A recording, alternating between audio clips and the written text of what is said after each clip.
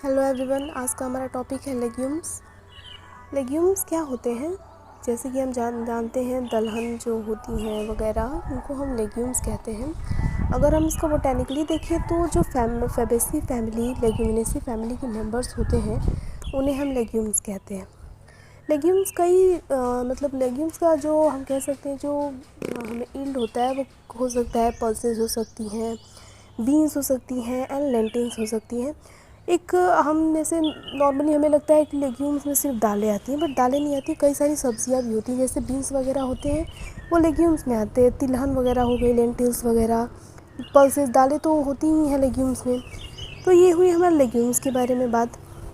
Leguminous जो हमारे plants होते हैं, जो क्रॉप होता है, तो हमें क्या होता है कि ये मेजर सोर्स होते हैं हमारे पर प्रोटीन और विटामिन का मेजर सोर्स होता है। सबसे ज़्यादा तो लेग्यूम्स वगैरह में हमें प्रोटीन्स मिलती है। जैसे हम जानते हैं कि दाल वगैरह खाने से हमें बहुत प्रोटीन मिलता है, तो जो हमारा मेजर सोर्स होता है लेग्यूम्स वो प्रोटीन्स होते हैं। इसके अलावा हमें विटामिन, फाइबर और कार्बोहाइड्रेट्स की भी बहुत अच्छी क्वांटिटी में हमें लेग्यूम्स में मिलता है। ठीक, लेग्यूम्स में हम जानते हैं कि जो हमारे फेबेसी फैमिली का एक कैरेक्टरिस्टिक है कि लेग्यूमिनस प्लांट्स में हमें जो उनके रूट्स में, रूट नोड्यूल्स में पाई जाती हैं नाइट्रोजन फिक्सिंग बैक्टीरिया, जो राइजोबियम बैक्टीरिया पाई जाती है, वो नाइट्रोजन फिक्स करती है हमारी लेग्यूमिनसी फैमिली, जो हमारी फेबेसी फैमिली, उसका एक कैरेक्टरिस्टिक भी है। और इसी तरह हमारे लेग्यूमिनस प्लांट्स का भी एक कैरेक्टरिस्टिक है। उसके बाद क्या है कि जो हमारे लेग्यूमिनस प्लांट्स होते हैं उनका जो सीड होता है क्रॉप का, वो एडिबल होता है। हम वही खाते हैं, दालें खाते हैं, जो हम पीस खाते हैं, बीन्स खाते हैं, वो सब एडिबल होती है, प्रोटीन रिच होती हैं, with hard seed coat and low water content. ठीक, ये बात एक इम्पॉर्टेंट है कि जो इसका सीड कोट होता है ना, हमारे लेग्यूमिनस प्लांट्स का जो भी क्रॉप वगैरह है, दाल वगैरह है, तो उनका सीड कोट हार्ड होता है, वाटर कंटेंट बहुत कम होता है, उसमें बहुत कम मात्रा में पानी पाया जाता है। और इसी वजह से हम लेग्यूमिनस प्लांट्स को, जो दालें वगैरह हैं, हम कई मतलब काफ़ी टाइम तक हम स्टोर कर सकते हैं। हम करते हैं ना, दाल वगैरह हम साल भर तक रख सकते हैं। तो क्यों रख सकते हैं? क्यों? वो ख़राब नहीं होती, क्योंकि उसमें वाटर कंटेंट बहुत कम होता है, जिसकी वजह से उनमें नमी नहीं लगती है, वो मॉइस्चर नहीं होता है, तो वो ख़राब नहीं होता है जल्दी। ठीक, ये तो हमारी हो गई लेग्यूम्स के बारे में बातें। ठीक, अब हमें देखना है थोड़ा कॉमन लेग्यूम्स के बारे में, हम देख लेते हैं कि क्या क्या हमारे जो लेग्यूम्स हैं वो कौन कौन से हैं। तो पहले हमारा अरहर की जो हमारी दाल होती है, जिसको हम कैजेनस कैज़ैन कहते हैं। ठीक, दूसरा हुआ साइसर एरियंसिनम चिकपी, जो हमारा चना है वो हो गया। फिर है हायासिंथ बीन सेम, फैसिलस औरस को मूंग की दाल जो हो गई हमारी, एराकिस हाइपोकिया ग्राउंड नट मूँगफली, पाइसम सटाइवम सब जानते हैं पी होता है, और ग्लाइसिन मैक्स सोयाबीन। सबसे ज़्यादा प्रोटीन सोयाबीन में पाया जाता है। अप्रोक्स कहीं लिखा रहता है 60% तक प्रोटीन कंटेंट होता है सोयाबीन में। ठीक, तो ये तो हमारी कुछ कॉमन लेग्यूम्स के बारे में हो गए। अब हम देख लेते हैं लेग्यूम्स का कल्टीवेशन और यूजेस क्या हैं, और इसके अलावा कुछ जो कॉमन हमारे मेजर लेग्यूम्स हैं उनके बारे में जो डिटेल्ड है कल्टीवेशन, वो देख लेते हैं। तो कल्टीवेशन अगर देखिए, ये हम पूरा लेग्यूमिनस प्लांट्स का एक कहते हैं ना कि ओवरव्यू, पूरा एक एवरेज पे देख रहे हैं कि क्या है। बाकी अगर हम सबका अलग अलग कल्टीवेशन देखें तो वो थोड़ा थोड़ा डिफरेंट है, लेकिन एक जो ओवरव्यू होता है ना कि ऐसे ही होगा, तो ये होता है। तो लेग्यूमिनस प्लांट्स का जो कल्टीवेशन, उनके लिए रेनफॉल 250 से 300 सेंटीमीटर तक का चाहिए होता है, और ये सब ट्रॉपिकल रीजन में है। और ठंडी जोन जहाँ पे थोड़ी ठंडी रहती है वहाँ पे 300 मिलीमीटर तक का रेनफॉल भी ठीक ठाक रहता है। और टेम्परेचर 22 डिग्री है, बेस्ट सूटेबल है जर्मिनेशन के लिए। लेग्यूमिनस प्लांट जो भी हैं उनका टेम्परेचर 22 डिग्री ठीक है, और सबका अलग अलग होता है। ये हम एक एवरेज पे बात करें। ठीक, तो ये तो कल्टीवेशन हो गया। हम यूजेस देख लेते हैं, कई सारे हमारे यूजेस क्या क्या हैं लेग्यूमिनस प्लांट्स के। तो अगर यूजेस देखें तो पहला हमारा क्या है कि pulses such as chickpea and cowpea are use as daily dietary food by humans. जो चना वगैरह है और कई तरह की दालें हैं वो डेली ह्यूमंस के खाने में यूज़ की जाती हैं प्रोटीन कंटेंट के लिए। फिर क्या है कि they are use as a substitution food by vegans and lactose intolerant people. ये वेजिटेरियंस, हम जानते हैं कि मीट वगैरह में हम सुनते हैं कि प्रोटीन कंटेंट ज़्यादा रहता है, तो वेजिटेरियन पीपल के लिए जो दालें वगैरह है, पल्सेस वगैरह है, जो प्रोटीन कंटेंट जो खाने हैं लेग्यूमिनस प्लांट्स के, वो एक बढ़िया सब्सटीट्यूशन के रूप में काम कर सकता है। फिर थर्ड है कि the forest produce by leguminous plant is use for feeding the life stock. जो फोरेस्ट प्रोड्यूस होता है, जो कह सकते हैं कि बाकी का जो चारा वगैरह होता है लेग्यूमिनस प्लांट्स का, वो हम जानवरों को खिलाने के काम में ला सकते हैं। फिर है कि indigofera and acacia species are use to extract gums and dye. जो इंडिगो फेरा और एकेसिया की स्पीसीज़ हैं वो हम गम्स और डाई बनाने के लिए भी यूज़ करते हैं। ठीक, नेक्स्ट है कि eating more legumes as part of a healthy diet can help lower blood sugar and blood pressure. Legumes खाने से हमारे डेली डाइट में जब प्रेजेंट रहेगा लेग्यूमिनस प्लांट्स, तो हमारे ब्लड शुगर को ये कम करने में हेल्प कर सकता है और ब्लड प्रेशर को भी मेंटेन कर सकता है।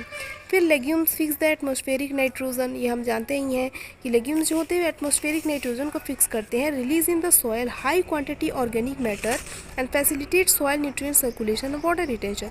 और इस तरह से ये क्या करते हैं कि नाइट्रोजन जब ये फिक्स करते हैं तो ये सॉयल में हाई क्वांटिटी का ऑर्गेनिक मैटर रिलीज़ करते हैं और सॉयल न्यूट्रिएंट का सर्कुलेशन जो है वो बहुत बढ़िया कर देते हैं और वाटर रिटेंशन भी बरकरार रखते हैं। इसीलिए हम लेग्यूमिनस प्लांट्स को क्रॉप रोटेशन के तौर पे एक बढ़िया ऑप्शन की तरह यूज़ करते हैं। हमें क्रॉप रोटेशन करना होता है तो कोई एक क्रॉप उगानी रहती है तो उससे पहले हम लेग्यूमिनस प्लांट्स लगा देते हैं ताकि हमारी जो फील्ड का जो क्वांटिटी है वो बढ़ जाए, क्योंकि ये ऑर्गेनिक मैटर बढ़ा देता है, वाटर रिटेंशन भी बढ़िया कर देता है। इसलिए हम लेग्यूमिनस प्लांट्स को क्रॉप रोटेशन के लिए यूज़ करते हैं। ठीक, ये तो हमारा हो गया कि हमारा जो लेग्यूम्स है इसके बारे में। अब हम कुछ कॉमन लेग्यूम्स के बारे में देख लेते हैं क्या क्या है। तो पहला हमारा है चिकपी, जो चना होता है हमारा वो। और चिकपी का जो हमारा कॉमन नेम है वो हम चना है वो होता है, और बोटेनिकल नेम साइसर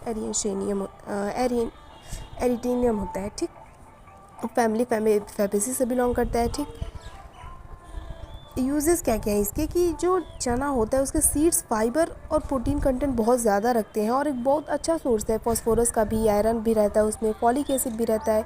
ये सारी चीज़ें जो तो ये हमारे फ़ायदे के लिए है, तो इसका यूज़ हो गया। अगर इसका हम देखें कल्टीवेशन इसका कैसे किया जाता है, तो विंटर सीजन प्लांट है ये, एक ठंडी में उगाया जाने वाला प्लांट है। सितंबर से नवंबर में इसकी सोइंग की जाती है और टेम्परेचर 20 डिग्री सेल्सियस का ठीक रहता है। ठीक, रेनफॉल इसके लिए मॉडरेट रेनफॉल चाहिए होता है, 60 से 90 सेंटीमीटर पर एनम का। और क्या है कि can be grow in a variety of soil type including coarse texture, sandy to fine texture.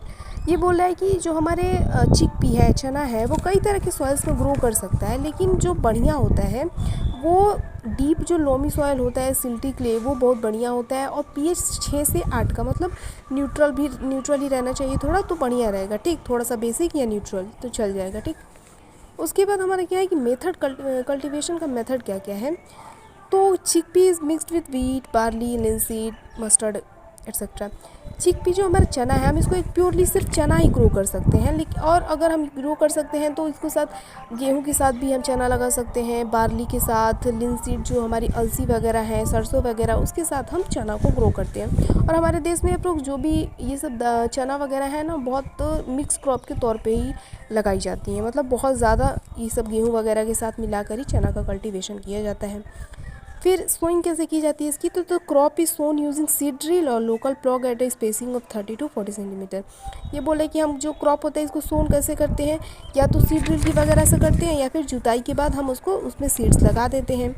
और seed rate of 75 to 100 kg per hectare is good. ये बोल रहा है कि अगर हम लार्ज स्केल पे कल्टीवेशन कर रहे हैं तो पर हेक्टेयर पे 75 से 100 kg का अगर यील्ड आ रहा है तो वो बहुत बढ़िया है। हार्वेस्टिंग इसकी की जाती है 85 से 100 डेज़ के बाद, प्लांटिंग के बाद फेब मार्च में।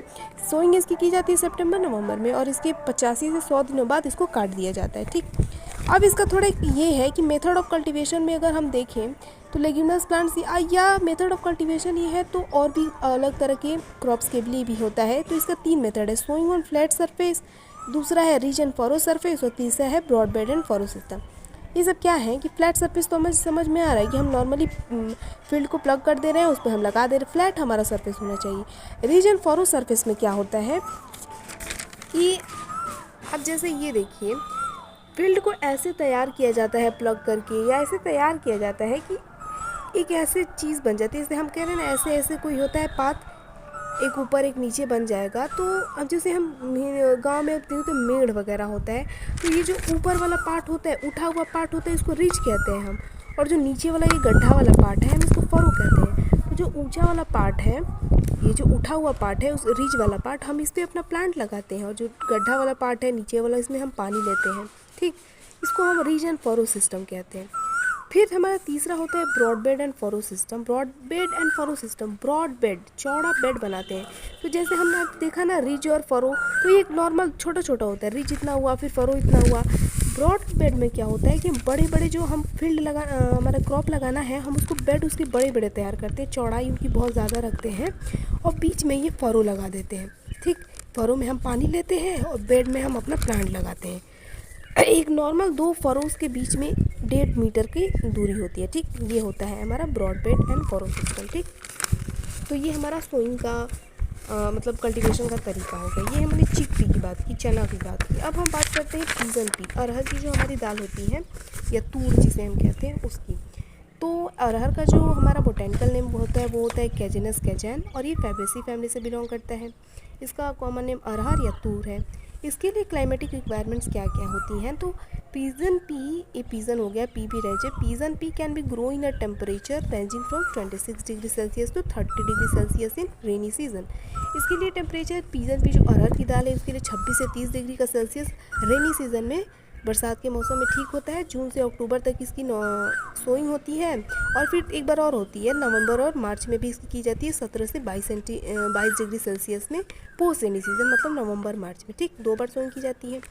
फिर सॉइल इसके लिए ब्लैक जो कॉटन सॉइल होती है, कॉटन जानते हैं ब्लैक सॉइल में बहुत बढ़िया होती है, ये भी इसके लिए अरहर की दाल के लिए बहुत बढ़िया होती है। और वेल ड्रेन जो आराम से सूख जाए, पानी उसमें लगना नहीं चाहिए। और पीएच इसके लिए भी 7 से 8.5 तक का पीएच सही रहता है।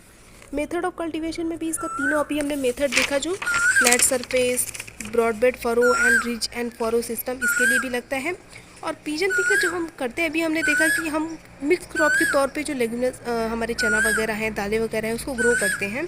तो pigeon pea is frequently interplanted with a variety of other crops, अलग अलग क्रॉप्स के साथ इसको इंटरप्लांट किया जाता है।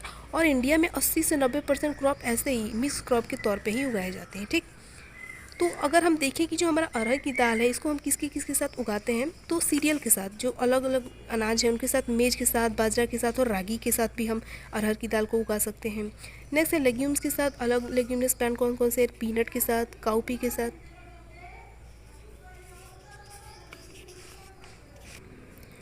और लॉन्ग सीज़न एनिमल मतलब जो काफ़ी लंबे समय तक चलता है, उनकी सीज़न रहती है, ग्रोइंग सीज़न, उनके साथ जैसे गन्ना के साथ और कॉटन के साथ भी हम पीजन पी अरहर की दाल को कल्टीवेट कर सकते हैं। ठीक, ये हमारा कल्टीवेशन हो गया। अब हम देखते हैं यूजेस क्या क्या हैं हमारे पीजन पी के। ठीक, तो पीजन पी का यूज़ जो हमारा अरहर की दाल, इसका यूज़ क्या है कि एज फूड, खाने के तौर पे हम दाल में यूज़ करते हैं। To fulfil the nutritional gap of protein synthesis, protein की कमी को पूरा करने के लिए, मतलब प्रोटीन की कमी नहीं, मतलब प्रोटीन की जो हमारी नीड है उसको पूरा करने के लिए हम दालों का यूज़ करते हैं, अरहर की दाल का यूज़ करते हैं। फिर pigeon pea root extracts are utilized as a fever reliever and a एंथेल्मेटिक।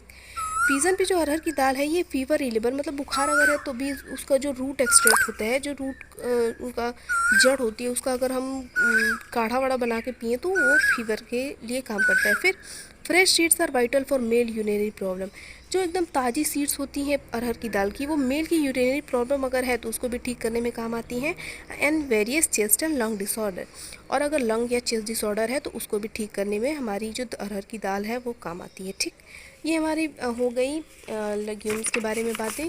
ये हमने आज हमारा अपना पूरा पहला यूनिट है बॉटनी का, जो 4th सेमेस्टर है, बीएससी बॉटनी का 4th सेमेस्टर, पहला यूनिट आज हमने कंप्लीट कर लिया। हमने पहले के सारे लेक्चर आपको मिल जाएंगे और नोट्स सबको पीडीएफ फॉर्म में मिल जाएंगे। Thank you.